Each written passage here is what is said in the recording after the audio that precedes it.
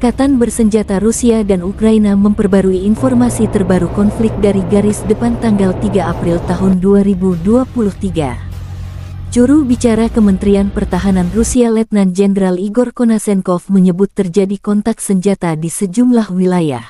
Di arah Donetsk, grup pasukan Yuk dan artileri TOS-1A melenyapkan hingga 285 tentara Ukraina, 1 tank, 3 kendaraan tempur infanteri, 1 kendaraan tempur lapis baja, 8 kendaraan bermotor, 2 truk pickup, 1 kendaraan grade MLRS, 4 D-30 howitzer, dan 2 gudang amunisi.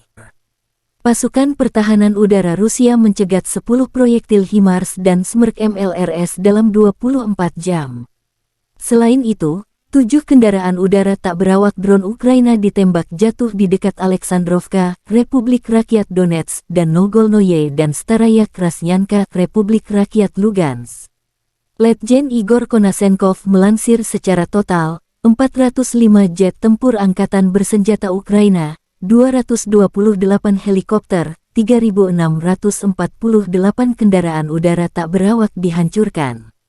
Termasuk 415 sistem rudal pertahanan udara, 8.521 tank dan kendaraan tempur lapis baja lainnya, 1.078 kendaraan tempur yang dilengkapi dengan MLRS, 4.494 meriam dan mortir artileri lapangan, serta 9.287 unit khusus peralatan militer dihancurkan selama operasi militer khusus. Dari kubu terpisah, Angkatan bersenjata Ukraina dalam sebuah pernyataan mengatakan Rusia kehilangan 610 prajurit dalam 1 hari. Termasuk 1 tank, 7 kendaraan tempur lapis baja serta 7 unit artileri dan 13 drone. Secara total, Kremlin kehilangan 175.160 prajurit selama konflik.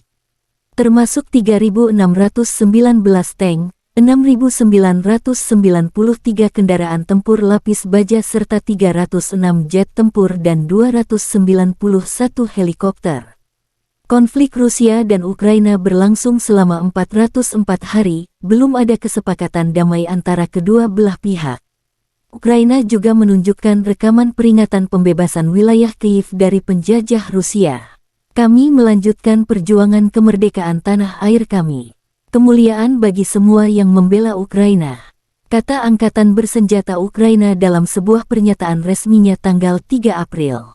Presiden Ukraina Volodymyr Zelensky mengadakan pertemuan penting dengan delegasi DPR Amerika Serikat dari Partai Republik yang dipimpin Ketua Komite Tetap Intelijen, Mike Turner.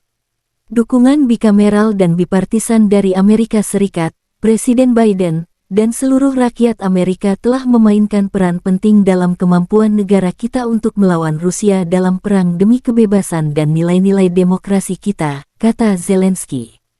Zelensky berharap Amerika Serikat dan negara-negara sahabat terus membantu melawan Rusia sehingga tidak ada lagi satupun negara yang semena-mena terhadap negara lain. Terima kasih sudah nonton, jangan lupa like, subscribe, dan share ya!